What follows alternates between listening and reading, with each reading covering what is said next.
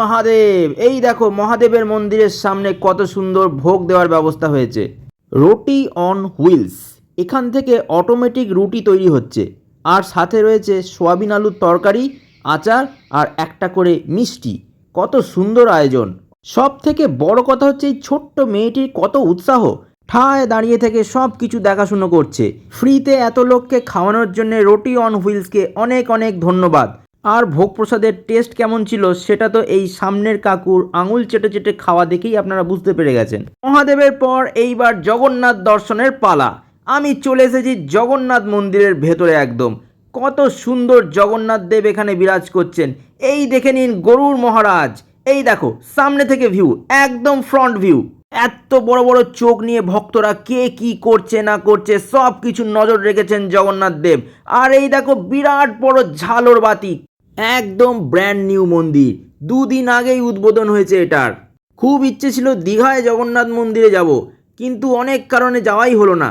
যাই হোক, এই জগন্নাথ দেবের দর্শন করে বেশ ভালোই লাগলো আমার। এই দেখো সাক্ষাৎ নারুগোপাল এইখানে কত সুন্দর খেলা করে বেড়াচ্ছে।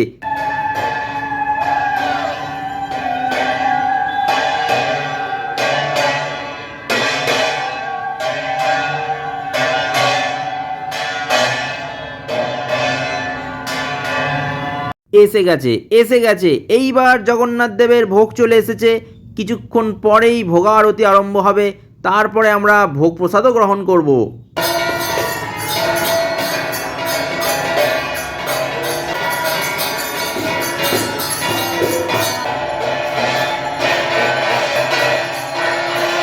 তোমরা যদি এই ভিডিওটা দেখতে পাও তাহলে অবশ্যই জানবে যে তোমাদের উপর জগন্নাথ দেবের অনেক অনেক কৃপা রয়েছে।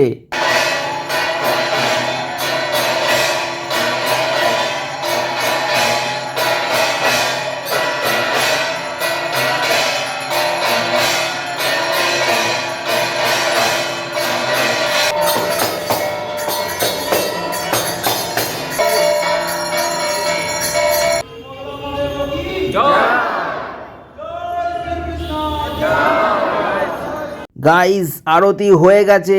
এইবারে প্রসাদ বিতরণের জন্য অ্যারেঞ্জমেন্ট করা হচ্ছে।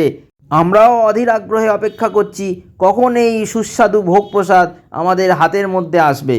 অবশেষে সেই মাহেন্দ্রক্ষণ উপস্থিত হয়ে গেছে। প্রসাদ এখন আমার হাতের মধ্যে। জয় জগন্নাথ।